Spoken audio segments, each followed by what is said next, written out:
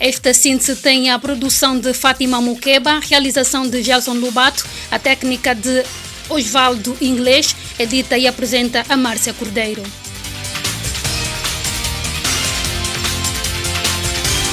O país registrou mais uma morte de Covid-19 e 7 pessoas. Temos mais 7 casos novos, todos eles de transmissão local, e um óbito. O óbito trata-se do caso crítico e confirmado que estava a ser acompanhado há bastante tempo num dos nossos centros de tratamento. Adicionamos, o facto de que este obituário tinha também outras precondições.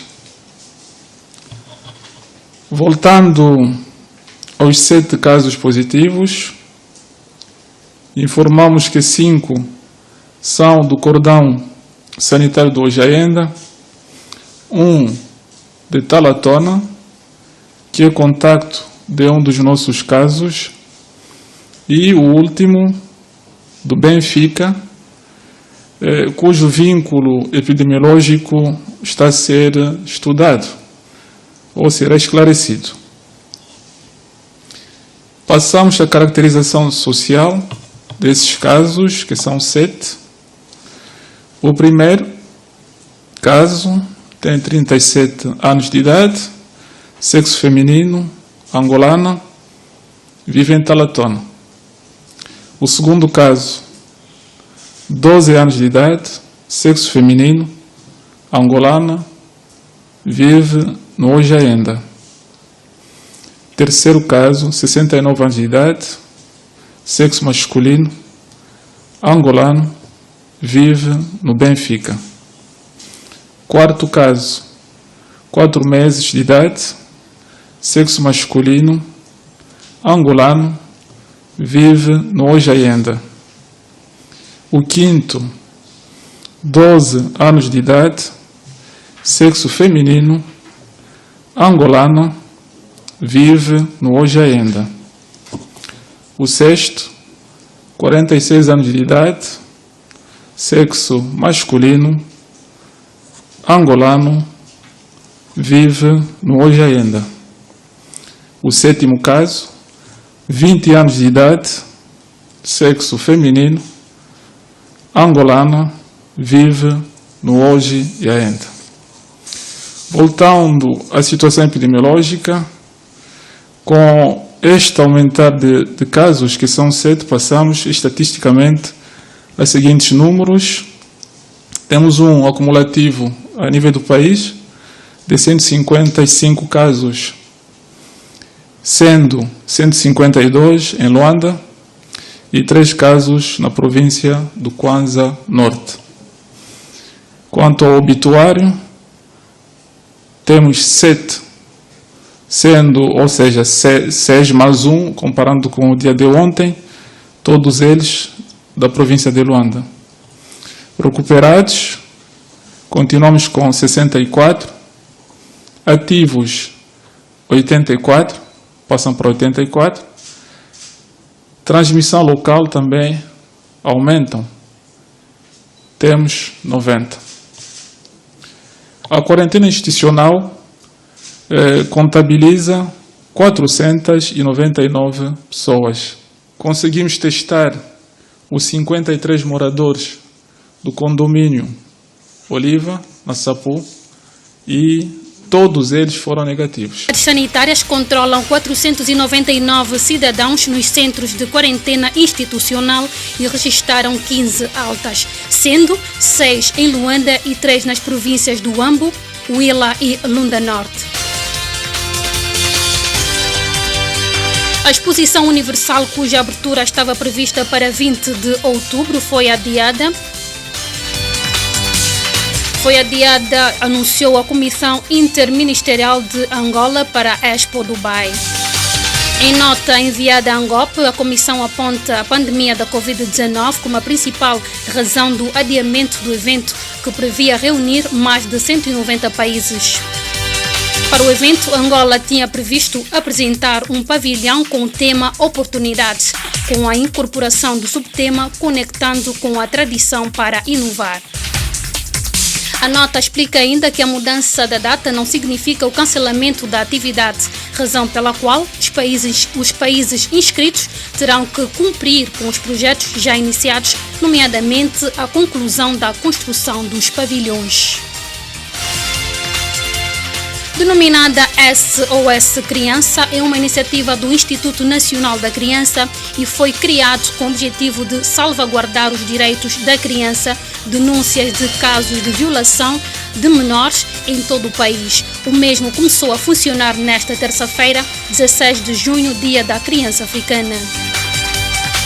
O número será de uso gratuito, confidencial e anônimo. A linha SOS Criança vai registrar as informações recebidas, armazenar e processar num banco de dados todos os casos relacionados com a violência contra a criança em todo o país. O diretor-geral do INAC, Paulo Calese, disse que a linha vai funcionar 24 horas. Ainda a ministra da Ação Social, Família e Promoção da Mulher, Faustina Alves, disse que a linha de apoio e proteção é uma ferramenta importante para advogar os direitos da criança numa visão abrangente e holística que se traduz no atendimento telefônico permanente das chamadas efetuadas por menores ou adultos que estejam em contacto com crianças em risco ou vítima de qualquer violação dos seus direitos. Morreram este ano na costa angolana cerca de 4.000 tartarugas marinhas. A informação foi avançada ao Jornal de Angola pela ministra da Cultura, Turismo e Ambiente, Jani Costa. A titular da pasta alerta que a densidade populacional deste animal registra um declínio relacionado com a destruição dos ninhos e captura ilegal por parte dos predadores da espécie. A Jani Costa, que falava por ocasião do Dia Mundial das Tartarugas Marinhas, que se assinalou no dia 16 de junho, disse que o órgão que dirige tem feito o resgate e o enterro de tartarugas que aparecem mortas ao longo da costa angolana, através de notificações do Serviço de Proteção Civil e Bombeiros. Em 2019 foram enterradas 11 tartarugas na província de Luanda, sendo que a área de maior ocorrência foi na Ilha do Cabo, com um total de 5. A ministra fez ainda menção a vários programas desenvolvidos no âmbito da conservação das tartarugas marinhas, entre eles o projeto Kitabanga, da Faculdade de Ciências da Universidade Agostinho Neto, em colaboração com o Ministério da Cultura, Turismo e Ambiente, que visa contribuir para o conhecimento da proteção destes animais. A China admitiu hoje a necessidade urgente de melhorar a higiene nos seus mercados abastecedores e na cadeia de fornecimento alimentar após o novo surto de Covid-19 em Pequim, que soma já 158 casos confirmados. A capital chinesa aumentou o nível de resposta de emergência na tentativa de conter a disseminação maciça do surto que eclodiu na quinta-feira passada em Xinfad, o principal mercado abastecedor da cidade. Em comunicado, a Comissão Central de Inspeção e Disciplina do Partido Comunista da China admitiu que há a necessidade urgente de o país melhorar os padrões de saneamento e minimizar os riscos de saúde dos mercados.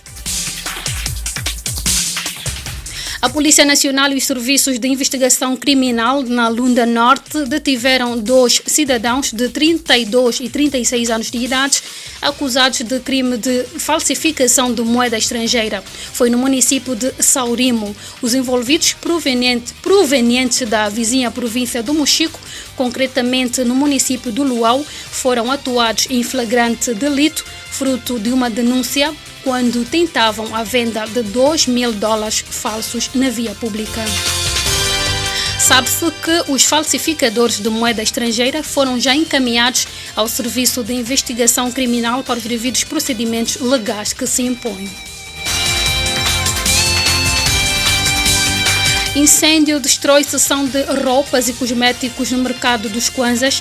A informação foi avançada ao Jornal de Angola pelo administrador do mercado dos Kwanzas, Ezequiel João, que disse que o incêndio foi causado por um curto-circuito e os prejuízos ainda estão a ser avaliados.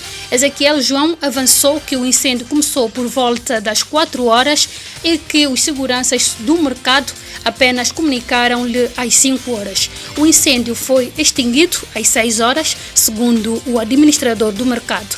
Disse ainda que o mercado está encerrado porque houve uma tentativa de invasão. Os Estados Unidos registraram 840 mortos devido à Covid-19 nas últimas 24 horas, elevando para mais de 117 mil o número de óbitos no país desde o início da pandemia. De acordo com os números contabilizados diariamente pela Universidade Johns Hopkins, os Estados Unidos identificaram mais de 2 milhões de casos no país.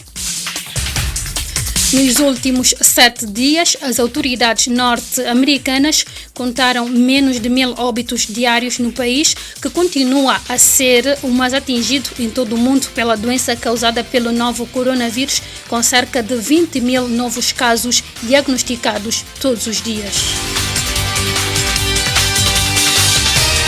Situação de refugiados e deslocados em todo o mundo preocupa o Alto Comissário das Nações Unidas para Philippe Grandi. O titular da pasta mostrou-se hoje muito preocupado com os efeitos do Covid-19 em todo o mundo, destacando os milhões de venezuelanos obrigados a refugiar-se em países estrangeiros. Filippo Grandi recordou que 164 países em todo o mundo fecharam totalmente ou parcialmente as fronteiras como medida de contenção da pandemia, mas milhões de pessoas fugiram para países estrangeiros, encontrando-se a viver da economia informal. Mesmo já para fechar, o futebolista brasileiro Michael Leito é o novo reforço do Petro de Luanda. O avançado brasileiro Michael Leito, de 31 anos de idade, chega ao nosso país no próximo dia 1 de julho para os relevados do tricolor, contratado por 2 épocas pela direção do Petro de Luanda. Chega ao futebol angolano com um valor do mercado de $650 mil. Segundo dados atualizados da Transfer Market, o avançado, que na última temporada representou o Amazonas Futebol Clube do campeonato